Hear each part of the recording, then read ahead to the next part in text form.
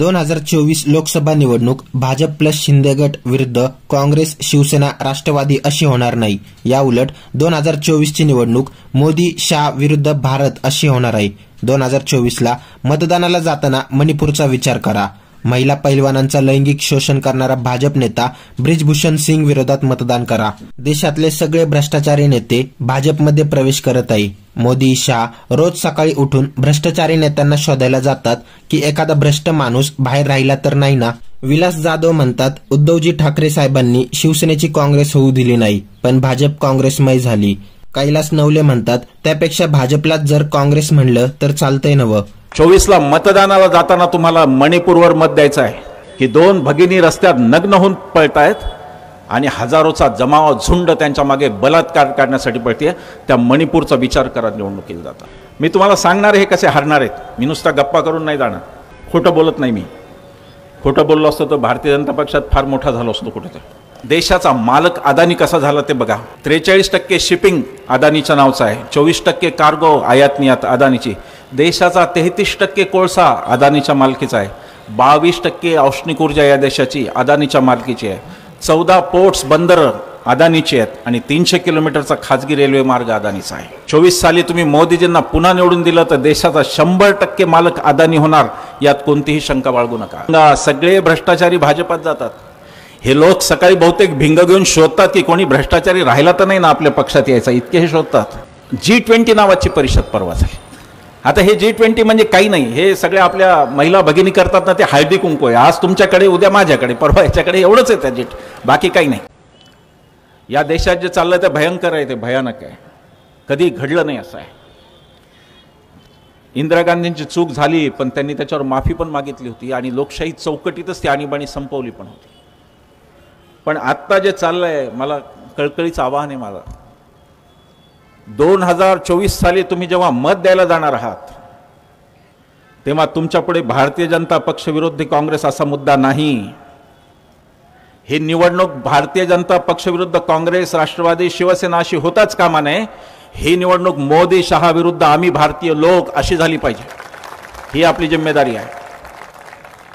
24 ला मतदानाला जाताना तुम्हाला मणिपूरवर मत द्यायचं आहे की दोन भगिनी रस्त्यात नग्न होऊन पळतायत आणि हजारोचा जमाव झुंड त्यांच्या मागे बलात्कार करण्यासाठी पळते।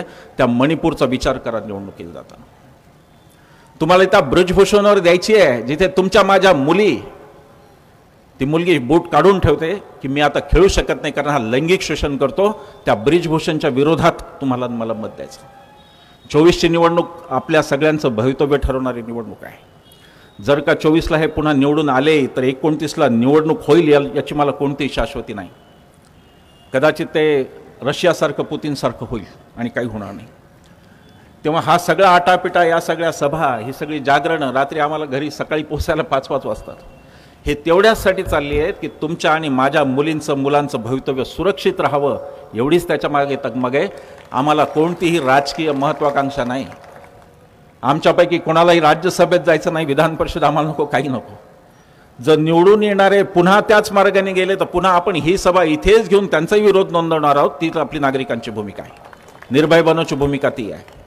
या सगळ्या राष्ट्रवादाचा बुरखा सत्यपाल मलिक यांनी फाडला। पुलवामामध्ये काय घडलं हे त्यांच्याच पक्षाचे राज्यपाल राहिलेले सत्यपाल मलिक, जे की भारतीय जनता पक्षाचे राज्यपाल होते, त्यांनी सांगितलं की वेळेत विमानं दिली नाही आणि म्हणून आमच्या सैन्याला रोडनी, रस्त्याने जायला लागलं आणि म्हणून त्यांची हत्या झाली। तुमच्या राष्ट्रवादाचा बुरखा आता पुरेसा उतरलेला आहे। यापुढे तरी राष्ट्रवादाच्या गप्पा त्यांनी करू नयेत। राम मंदिराचं उद्घाटन असो की संसदेचं उद्घाटन, तिथे द्रौपदी मुर्मूंना का स्थान नाही हा मुद्दा आहे। त्या आदिवासी आहेत म्हणून नाही की त्या स्त्री म्हणून नाही, हा मुद्दा विचार करण्यासारखा आहे। कारण यांच्या राज्यात स्त्रियांचं दमन झालं। मणिपूर प्रकरण घडलं, उन्नावमध्ये बलात्कार झाला एका असहाय्य मुलीवर। ते योगीचं राज्य आहे, संन्यासाचं राज्य आहे। हिंदू धर्माचं सगळ्यात मोठं विकृतीकरण आहे की एक संन्यासी मुख्यमंत्री होतो, हे हिंदू धर्माचं सगळ्यात मोठं विकृतीकरण आहे। आमच्या धर्माप्रमाणे संन्यासाचा धर्म हा सर्वसंग परित्याग, त्यांनी सत्ता, पैसा सगळ्या गोष्टी सोडलेल्या असतात। हे मुख्यमंत्री करतात तर हिंदू धर्माचं विकृतीकरण तुम्हीच जास्त करता हे म्हणायला। तर योगीच्या राज्यात उन्नावमध्ये काय घडलं? बायकांवर अत्याचार अगदी कालपर्यंत आजपर्यंत चालू आहे। यांना स्त्रियाच मान्य नाहीत, यांच्या संघटनेत स्त्रियांना प्रवेश नाही, यांना स्त्रिया मान्यच नाही स्त्रिया. आणि द्रौपदी मुर्मू या आदिवासी शबरी माता जिच्या हातची उष्टीबोरं रामाने खाल्ली, त्या वंशाच्या आदिवासी महिला, त्यांना तुम्ही का बोलवलं नाही एवढं सांगा. या धर्माचे 4 शंकराचार्य, त्यांना का बोलवलं नाही ते सांगा. शंकराचार्यांसह सगळे सांगत होते की पौष महिना हा अशुभ महिना समजला जातो हिंदू धर्मात. तुम्हाला निवडणुकीसाठी पौष महिन्यात न बांधलेलं, अर्धवट बांधलेलं मंदिर, त्याची उद्घाटनाची घाई हे सांगून गेली की तुम्हाला आता राम हा शेवटचा आसरा राहिला आहे, त्या पलीकडे तुम्हाला काही आधार नाही. मी तुम्हाला सांगणार हे कसे हारणार आहेत. मी नुसता गप्पा करून नाही जाणार, खोटं बोलत नाही मी. खोटं बोललो असतो तर भारतीय जनता पक्षात फार मोठा झालो असतो कुठेतरी. खोटं नाही बोलत. मी तुम्हाला सांगणार आहे की हे कसे हारणार आहे. पण जे काही चाललेलं आहे रामाच्या नावावर, आणि उद्धव ठाकरेंना मात्र निमंत्रण नाही. मी उद्धव ठाकरेंचं अभिनंदन करतो जाहीरपणे की त्यांनी काळाराम मंदिरात तो दिवस साजरा केला जिथे बाबासाहेबांनी सर्वांना राम दर्शन व्हावं यासाठी सत्ता दिली. आपले गुजरातच्या नादी लागलेले मराठी भैये कोण कुठे होते मला माहिती नाही, पण उद्धव ठाकरे मात्र तिथे होते. ही चांगली गोष्ट, ही अभिनंदनाची गोष्ट. त्याच उद्धव ठाकरेंवर यांनी कोविड काळात टीका केली. यांचा समृद्ध गुजरात, त्या गुजरात मॉडेलवरती मी बोलणार आहे थोड्या वेळात. यांच्या गुजरात मॉडेलला महाराष्ट्राने ऑक्सिजन दिला त्या काळात. हे यांचं गुजरात मॉडेल. त्या उद्धव ठाकरेंवर टीका. आणि यांच्या राज्यात गंगेत प्रेत वाहून गेली उत्तर प्रदेशमध्ये कोरोना काळात. ते मात्र फार चांगलं राज्य आहे. सांगण्याचा मुद्दा काय, हिंदू म्हणून बोलण्याचा मुद्दा काय. हिंदू म्हणून बोलण्याचा मुद्दा एवढा आहे की आमचा हिंदू, आम्ही महाराष्ट्रातले हिंदू, आम्ही ज्ञानेश्वर महाराज आणि तुकाराम महाराजांच्या वंशातले हिंदू आहोत. आम्ही बागेश्वर धामबाबाच्या वंशाचे हिंदू नाही. गेले काही दिवस तुम्ही बघत राहा, तुमच्या भागात आले असतील, भारतीय जनता पक्षाचे नेते सतत उत्तरेतले बाबा बुवा आणतायत. इथे आमच्याकडे वारकरी संप्रदायात महाराजांना तोटा नाही, खूप चांगले चांगले विद्वान महाराज आहेत, त्यांना बोलवलं जात नाही. पण तिकडून कोणकोणते महाराज आणले जातात. त्याचं कारण एकच आहे की आता दक्षिण जर पुढे जिंकायचे असेल, दक्षिणी त्यांचा बोऱ्या वाजला, एकही राज्य यांच्याकडे नाही, कर्नाटक पण. आता जर दक्षिण जिंकायचे असेल तर महाराष्ट्राचं उत्तर प्रदेशीकरण करावं लागणार आहे, तरच ती लाट त्यांची पुढे जाणार आहे. महाराष्ट्राचं उत्तर प्रदेशीकरण म्हणताना मला उत्तर प्रदेशबाबत कोणतीही असूया माझ्या मनात नाही. ती माणसं आपली आहेत. पंडित नेहरूंचा उत्तर प्रदेश आहे, गोविंद वल्लभ पंतांसारखे मोठे नेते तिथे झाले, त्यांचा उत्तर प्रदेश, त्याच्याबद्दल मला हक्कच नाही. चिंता असली तर याची आहे की उत्तरेच्या सारखं राजकारण महाराष्ट्रात यशवंतराव चव्हाणांपासून विलासराव देशमुखांपर्यंत अत्यंत सुसंस्कृत महाराष्ट्रात कोणत्या प्रकारचं राजकारण आणतायत ही खरी चिंता आहे. आणि त्याला विरोध आहे. बाकी बाबा बुवा यावेत, त्यांनी सांगा, आमचा काय विरोध नाही. पण महाराष्ट्राचं राजकारण उत्तर प्रदेशच्या वळणावर नेल्याशिवाय 2024 जिंकता येत नाही, ही त्यांची मजबुरी आहे. आणि म्हणून आमची जी संत परंपरा ज्ञानेश्वर महाराज आणि तुकाराम महाराजांच्या पर्यंत, त्या संत परंपरेला छेद देऊन त्यांना उत्तर प्रदेशचं धर्मकारण इकडे आणायचं आहे. आपली परंपरा त्यांना परवडत नाही. भागवत संप्रदाय त्यांना परवडतच नाही, वारकरी संप्रदाय त्यांना परवडत नाही. तर मुद्दा असा आहे की राम राम म्हणणारा मूळ हिंदू आणि जय श्रीराम म्हणणारा संघी हिंदू यांच्यातला संघर्ष हा मूळ मुद्दा आहे. आणि राम राम म्हणणारा हिंदू हा अनादी अनंत कालापासून रामाचा आहे, हा खरा मुद्दा आहे. हा एका महाराष्ट्रातल्या शेतकऱ्याचा संवाद आहे. कदाचित तो तुमच्यापर्यंत आला असेल, नसेल तर तुम्ही आता हे ऐका. खूप इंटरेस्टिंग अशी क्लिप आहे ही. आणि हा शेतकरी, भारतीय जनता पक्षाचे लोक जे तिथे बसून त्यांना फोन करतायत, त्याला हा शेतकरी काय म्हणतो जरा ऐका. हे आपले शेतकरी विदर्भातलेत. हां जी सर, माझं नाव जाधव शैलेश आहे. कुठूनचे? सर नरिमन पॉईंट मुंबईतून बोलतोय. नारायण पॉईंट मुंबई. हां जी सर. हा नंबर देवकाबाई गोवर्धन ठाकरे मॅडमचा आहे का? हो हो हो बरोबर आहे. सर, मोदी सरकारच्या योजनेबद्दल तुमचा अभिप्राय भाजपसाठी खूप महत्त्वाचा आहे. हां, आवाज येत नाही का? तुम्हाला किंवा तुमच्या कुटुंबातील कोणत्याही सदस्याला प्रधानमंत्री उज्ज्वला योजनेचा लाभ मिळाला आहे का सर? प्रधानमंत्री उज्ज्वला योजनेचा लाभ घेतला साहेब? घेतलाय का? हो, पण एकदा सिलेंडर आणलं भरून तेव्हापासून उलट करून ठेवलं आहे. गाड्यावर चालू आहे, कारण की 1200 झालं सिलेंडर, 300. सर, तुम्हाला हे जाणून आनंद होईल की मोदी सरकारने सुरू केलेल्या प्रधानमंत्री उज्ज्वला योजनेच्या अंतर्गत 10 कोटी महिलांना लाभ झालेला आहे. 10 कोटी महिलांना लाभ झाला पण नाही. 10 कोटीचं नका सांगू मला, आमचं सांगा लागलं उलट सिलेंडर करून आहे अटकवेल. जी सर, मोदीजींनी गॅस सिलेंडरची किंमत 900 रुपयांवरून 600 रुपयेपर्यंत कमी केल्याने आता उज्ज्वला योजनेच्या अंतर्गत गॅस सिलेंडर केवळ 600 रुपये. कशाचं कमी केलं? पहिले 250 होतं त्या काँग्रेसच्या सरकारमध्ये. जी सर. आणि आता 1200 केलं. इलेक्शन आलं तर 100-200 आणखीन कमी केलं तुम्ही. त्याच्या पलीकडे काय केलं? खरंय का हे? जेवढ्या कंपन्या आहेत तेवढ्या अदानी लिखून टाकल्या. भाजपानं तुमचं फक्त आता ईव्हीएम मशीन आहे म्हणून निवडून येताल तर काय सांगावं? बाकी मतदान द्यायला कोणीच तयार नाही तुम्हाला. आता आम्ही आम आदमी आहोत, माती खावा का काय खावा? आता ते 1200 सिलेंडर आता त्यातल्या त्यात तुम्ही ते खेड्यापाड्यातले मीटर विकून टाकले वाटते ते अदानीले. म्हणजे ते आता कार्डावाला मीटर यायला लागलं. मग काय करावं? आम्ही कसं तरी लाईन चोरा लागलो होतो तर ते अदानी लिखून टाकलं तुम्ही. आता ते जे मीटर आले समजा तर आम्ही कसं करावं? मग आता कसं तरी आम्ही हे करायला लागलो होतो. आता गॅस तुम्ही महाग केला तर सगळ्या हिटरवर पाणी गिनी गरम करणं, स्वयंपाक गेपाक करायला लागलो होतो. गोरगरीब लोक 200-300 रुपये बिलात दाखवा लागलो होतं. आता अदानीला ऐकल्यावर आता काय करावं? बॉम्ब लाव काय तुम्ही आता? ना ते आले ते मेसेज गिसेज आलं 2-3 महिन्याचं मीटर लागते म्हणते ते प्रीपेडवालं. मग तर काय चोरायचं काम नाही, बस फाशी घ्यायचं काम आहे आम्हाला आता मोदीच्या काळात. आम्हाला 2-3 गोष्टी महत्वाच्या पाहिजे. तर आमचं वरे कळवा तुम्ही मोदी साहेबांना तुमच्या. काय कळवा आम्हाला 2-3 गोष्टी मोफत पाहिजेत आम्हाला. बकम राज्यामध्ये लाईन फ्री आहे, आम्हाला लाईन फ्री पाहिजे. त्या अदानीला विका का कोणाला विका त्याला म्हणा फुकट द्या लाईन. गॅस आम्हाला राहिलं समजा महागाईच्या हिशोबानं 300चा होता तर 500 चालते आम्हाला, पण तुम्ही डायरेक्ट 1200चा केला. कसं करावं? आणि आमच्या भारताच्या कंपन्या सर्व प्रायव्हेट विकून टाकल्या तुम्ही त्या अदानीले. देशात 2 लाख 5 करोड खर्च केलं, 50 लाख करोड होतं तर की आमचं पूर्ण नोंदवा आणि तिथं सांगा. चालू आहे ना? काय कोणाला ऐकायला लागले साहेब? हो ऐकायला सर. सर तुम्ही लोकसभा निवडणुकीत भाजपला पाठिंबा द्याल का सर? काय झालं? देश शिकायले का? देश चालवाय दिला होता आम्ही, तुम्ही इकूनच टाकला राजा. आता का आले भाजपला देऊ आम्ही पाठिंबा? लगेच देत नाही. आमच्या घरी ईडी पाठवली तरी चालते तुम्ही. आता ईडी पाठवायला तर आमच्या घरी काहीच नाही. जर्मलचे भांडे आहेत बरं 5-25 गरीब लोक आम्ही शेतकरी काम करून खा लागलो. दुसरं सांगा आणखीन काही असेल तर. सर तुम्हाला विनंती आहे की आगामी लोकसभा निवडणुकीत भाजपला विजयी करण्यासाठी आणि मोदींना बळ वाढण्यासाठी कमळ बटन दाबा. काय करायचं? सर भाजपला लोकसभा निवडणुकीत भाजपला विजयी करण्यासाठी आणि मोदीजींना बळ देण्यासाठी कमळ बटन दाबा. कमळाचं बटन साहेब मी रामेश्वर गोवर्धन ठाकरे, तालुका मंगरुळपीर, जिल्हा वाशिम, महाराष्ट्रातला माणूस आम्ही.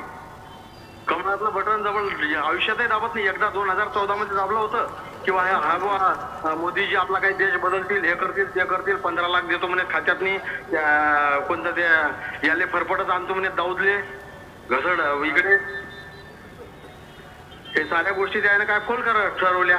रोजगार देतो म्हणे तरी आम्ही झेंडा लागलो. आम्ही सध्या भंगार जमा करायला लागलो. आता दुसरं काम नाही काय तर होतं घेऊन काय सारा ताल करून ठेवला ना. सांगा दुसरं आणखी काय म्हणणं आहे सांगा.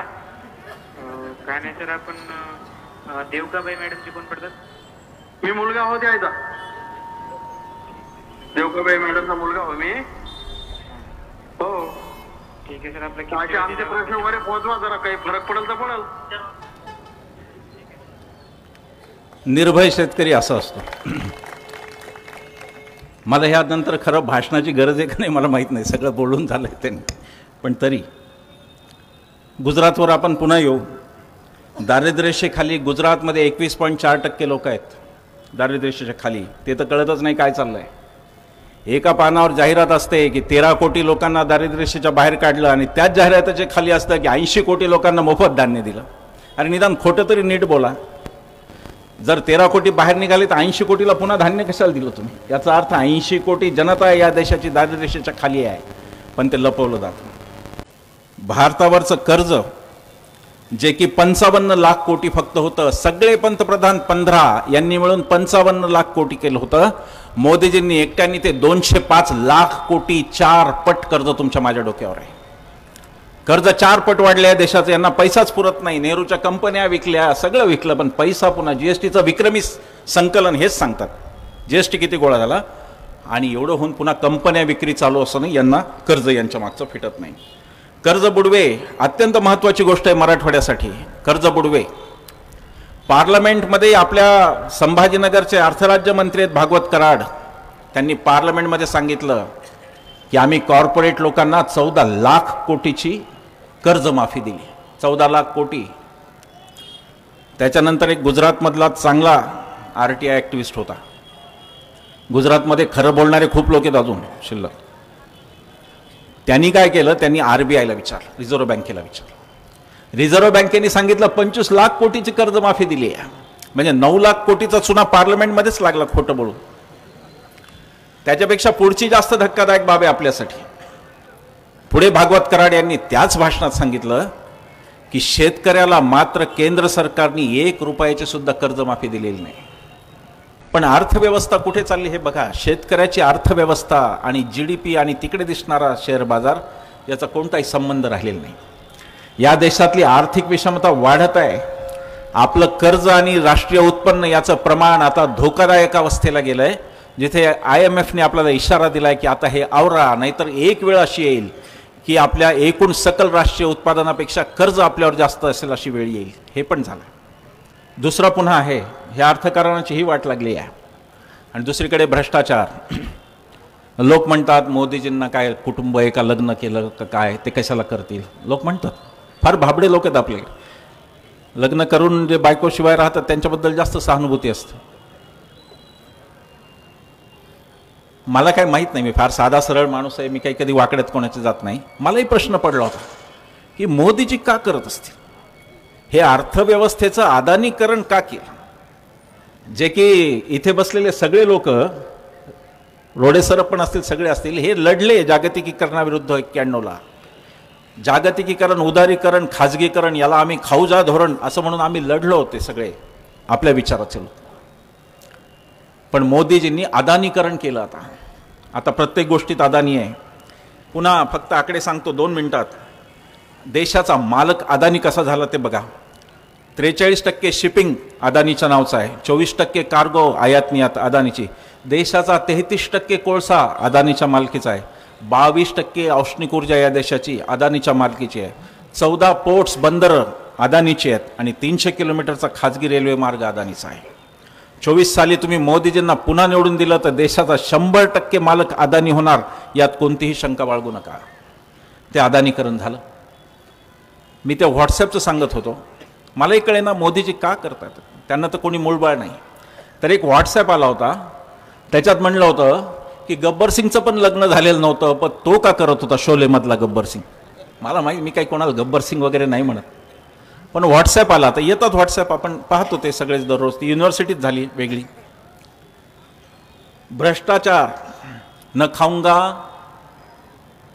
पुढची घोषणा तुम्हाला माहिती, पण ती घोषणा खरी अशी होती, न खाऊंगा न खाने दूंगा, खाने वाले हरेक को भाजपा में लाऊंगा, ही ती घोषणा होती. 70,000 कोटीचा भ्रष्टाचाराचा तुम्ही आरोप करता अजित दादांवर, आणि 4थ्या दिवशी ते उपमुख्यमंत्री पदाची शपथ घेतात. काय भूमिका तुमची भ्रष्टाचारावर मोदीजी? कुठे गेलं न खाऊंगा न खाने दूंगा, सगळे भ्रष्टाचारी भाजपात जातात. हे लोक सकाळी बहुतेक भिंग घेऊन शोधतात की कोणी भ्रष्टाचारी राहिला तर नाही ना आपल्या पक्षात यायचा, इतके हे शोधतात. आध्यात्मिक अवस्था यांची, यांना सगळे भ्रष्टाचारी यांच्या पक्षात घेऊन भ्रष्टाचार हटवायचा आहे. गमतीशीर आहे. भ्रष्टाचारामध्ये यांचा सगळ्यात मोठा भ्रष्टाचार होता नोटबंदीचा. नोटाबंदीमध्ये एका बँकेने 5 दिवसात, सहकारी बँक, एका सहकारी बँकेने 5 दिवसात 745 कोटी रुपये बदलून दिले. ही बँक आहे अहमदाबाद कोऑपरेटिव्ह बँक, आणि त्या बँकेचे संचालक श्रीमान अमित शहा आहेत. नोटाबंदीमध्ये मजूर मरत होते, गरीब मरत होते, हातावरचं पोट असलेली माणसं मरत होती. या देशात कॅश नव्हती, रांगेत लोक मरत होते. 100 जणांचे बळी घेतलेत त्या नोटाबंदीने. रांगेत उभं राहून मजूर मेलेत, उपाशी लोक राहिले. त्यावेळेला अमित शहांच्या अहमदाबाद कोऑपरेटिव्ह बँकेने 745 कोटी हा भरणा केला आणि नोटा बदलल्या तिथे. ही कहाणी इथं थांबत नाही. गुजरातमधल्या 11 बँका आहेत, 11 कोऑपरेटिव्ह बँका ज्या भारतीय जनता पक्षाच्या ताब्यात होत्या, या सगळ्यांनी मिळून 5 दिवसात 3118 कोटी रुपये एक्सचेंज केले. आणि यांचं झालं की सगळ्या बँका बंद केल्या, सहकारी बँका, की आता सहकारी बँकेतला पैसा काळा आहे. 5 दिवस तो चांगला होता, व्हाईट होता, आणि तो अचानक काळा पैसा झाला. दुसरा यांचा घोटाळा PM केअर फंड, पंतप्रधान सहायता निधी पहिल्यापासून आहे, त्याच्यामध्ये आपण सगळे पैसे पाठवायचो. तो पारदर्शक होता, तो RTI मध्ये होता. कोणी उठून विचारू शकत होतं की त्याचं काय झालं. PM केअर फंड मोदींनी आणला, हा प्रायव्हेट आहे आणि हा RTI मध्ये येत नाही.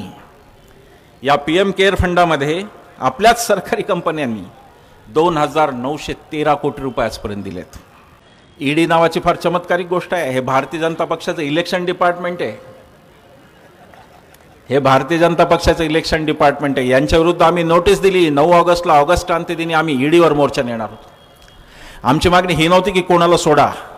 आमची मागणी ही असणार होती की ED आप भी निर्भय बनो, सबके ऊपर कारवाई करो, ही आमची मागणी असणार होती. कोण कोण गेले नावं वाचतो फक्त, त्यांच्या सगळ्यांचं सगळं तुम्हाला माहिती आहे. मी काय सांगणार. लातूरमधून कोणी गेलं का मला माहीत नाही.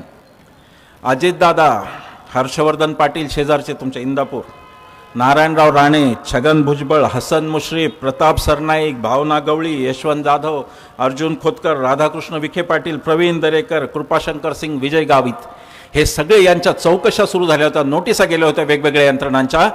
पण एका पक्षात जाऊन ते सगळे पवित्र झाले, धुतल्या तांदळासारखे. आता ते भ्रष्ट नाहीत. काँग्रेस, राष्ट्रवादी, शिवसेना, आप, तुम्ही सगळे सत्तेत येणार आहेत.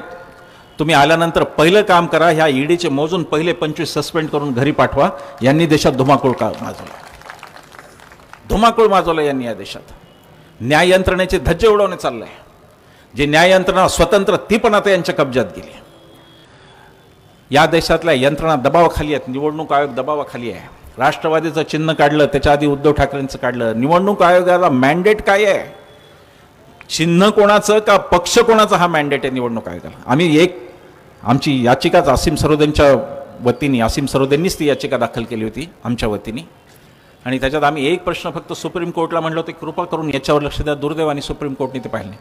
आमचा युक्तिवाद असा होता की जर मी विधिमंडळातलं बहुमत गमावलं असेल, पण मी संभाजीनगर महापालिकेत बहुमतात आहे, मी मुंबई महापालिकेत बहुमतात आहे, तर एकाच बहुमताच्या आधारे माझा पक्ष ठरवता येतो का, हा मुद्दा होता. तो सुप्रीम कोर्टने इग्नोर केला.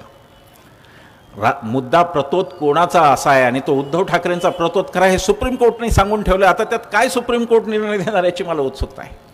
पण निवडणूक आयोग ज्या प्रकारे वागला पक्षपातीपणे, कालही त्यांनी देऊन टाकले. निवडणूक आयोग इतक्या थराला गेलाय की कदाचित एखाद दिवशी अजितदादा हेच शरद पवार आहेत, हेही तो आता म्हणू शकतो.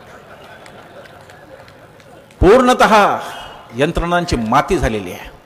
जर नवीन सरकार आणि ते मला खात्री आहे सत्तांतर होणार आहे, सरकार नवीन आलं तर त्याला पुन्हा ह्या व्यवस्था उभं करणं हे 10 वर्षाचं काम आहे पुढच्या. एवढी त्यांची मोडतोड झालेली आहे. G20 नावाची परिषद परवा झाली. आता हे G20 म्हणजे काही नाही, हे सगळे आपल्या महिला भगिनी करतात ना, ते हळदी कुंकू आहे. आज तुमच्याकडे, उद्या माझ्याकडे, परवा याच्याकडे, एवढंच आहे त्या बाकी काही नाही. पण त्याची जाहिरात अशी केली की जणू काय 20 देश मोदीजींनी खिशात टाकले अशी जाहिरात केली. अरे याच देशामध्ये इंदिरा गांधींनी 100 राष्ट्रांची शिखर परिषद घेतली, पण एवढा प्रचार कधीच केला नव्हता. प्रचारावर मोदीजींच्या, तुम्ही आणि मी 6491 कोटी रुपये आतापर्यंत खर्च केलेत. 48 कोटीचे तर बूथ लावले यांनी, सेल्फी बूथ मोदीजींच्या बरोबर रेल्वे स्टेशनवर काढा. अरे कशाला सेल्फी, आम्हाला नकोच आहे. मला तर वाटतं चेहरा पाहून पाहून लोक एवढे कंटाळतील की तेवढ्यासाठी तरी विरोधात मत देतील की आता हा चेहरा तरी नाही बघायचा यांचा सगळीकडचा. विलक्षण व्यक्तिवाद.